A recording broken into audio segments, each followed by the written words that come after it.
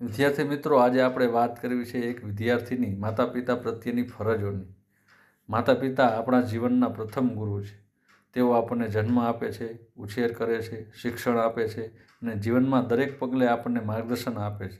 તેથી એક વિદ્યાર્થી તરીકે માતા પિતા પ્રત્યે કેટલીક મહત્ત્વપૂર્ણ આપણી જે ફરજો છે. વિદ્યાર્થીએ હંમેશા માતા પિતાને સન્માન કરવું, તેમની સાથે વિનમ્રતા, શિસ્તપૂર્વક વર્તન કરવું, તેમની વાતો છે એ ધ્યાનપૂર્વક સાંભળી અને એનું આજ્ઞાનું પાલન કરવું. માતા પિતા આપણું કલ્યાણ ઈચ્છે છે.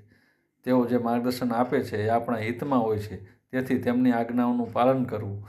વિદ્યાર્થીએ સારી રીતે ભણવું એ પણ માતા પિતા પ્રત્યેની મોટી ફરજ છે. તેમની મહેનત, ત્યાગથી અને મને માન રાખી અને શ્રેષ્ઠ પરિણામ લાવવું એ આપણે પ્રયત્ન કરવો જોઈએ. ઘરના નાના મોટા કામોમાં મદદ કરવી, જવાબદારીઓની વહેંચણી કરવી અને માતા પિતા જે કામ સોંપે એ આપણે કરવું એ પણ આપણી ફરજ છે. સાચા માર્ગ પર ચાલવું, સારા મિત્રો બનાવવા, ખરાબ આદતોથી દૂર રહેવું, સદાચારનું પાલન કરવું જોઈએ એ પણ આપણી ફરજ છે. જ્યારે માતા પિતા વૃદ્ધ થાય ત્યારે તેમની સેવા કરવી, તેમની સંભાળ રાખવી, લાગણીપૂર્વક સાથે એની સાથે રહેવું સંતાનનું આ કર્તવ્ય હોય છે. અંતમાં આપણે કહીએ તો માતા પિતા પ્રત્યે પ્રેમ, આદર, કૃતજ્ઞતા રાખવી એ દરેક વિદ્યાર્થીની સૌથી મોટામાં મોટી ફરજ છે.